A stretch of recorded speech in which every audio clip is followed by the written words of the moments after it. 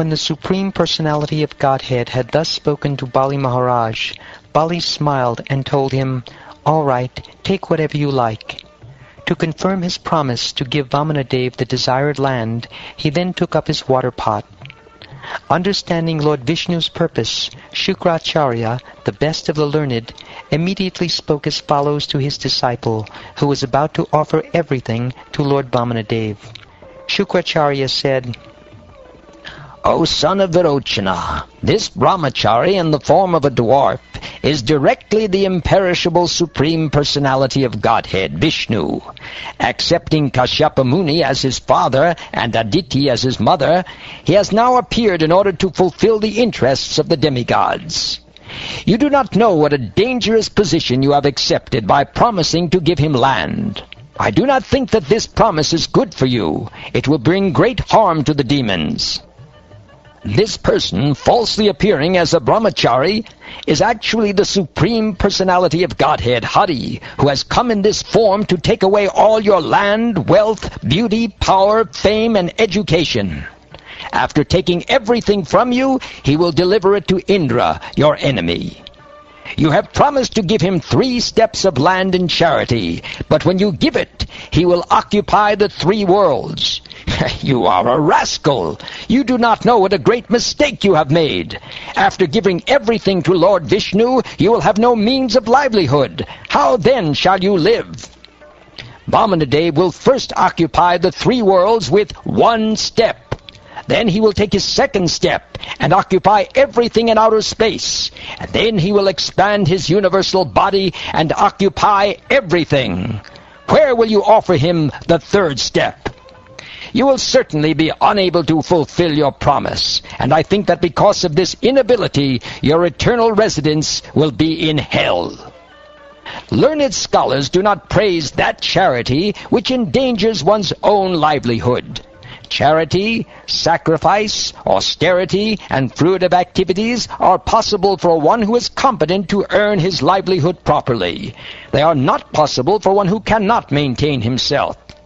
Therefore, one who is in full knowledge should divide his accumulated wealth in 5 parts: for religion, for reputation, for opulence, for sense gratification, and for the maintenance of his family members. Such a person is happy in this world and in the next. One might argue that since you have already promised, how can you refuse?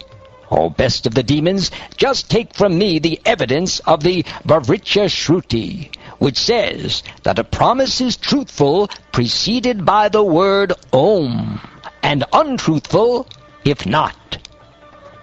The Vedas enjoin that the factual result of the tree of the body is the good fruits and flowers derived from it. But if the bodily tree does not exist, there is no possibility of factual fruits and flowers.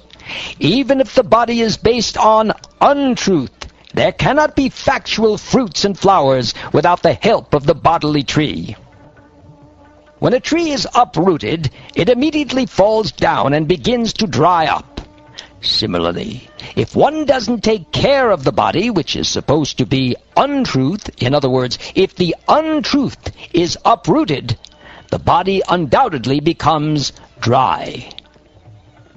The utterance of the word Om signifies separation from one's monetary assets. In other words, by uttering this word, one becomes free from attachment to money, because his money is taken away from him. To be without money is not very satisfactory, for in that position one cannot fulfill one's desires. In other words, by using the word Om, one becomes poverty-stricken.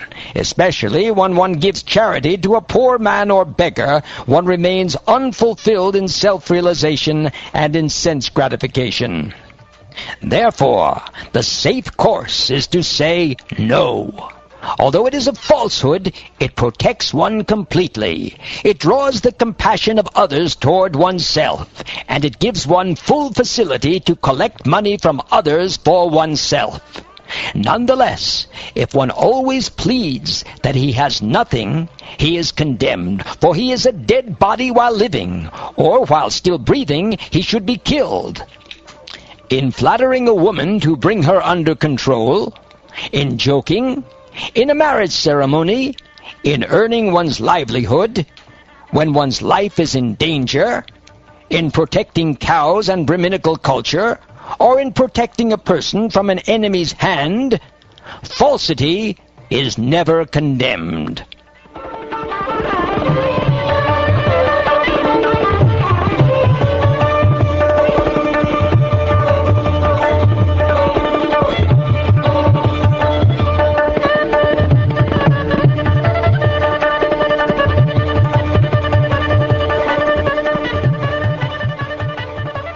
Thus ends the 19th chapter of the 8th canto of the Shrimad Bhagavatam, entitled Lord Vamanadev Begs Charity from Bali Maharaj.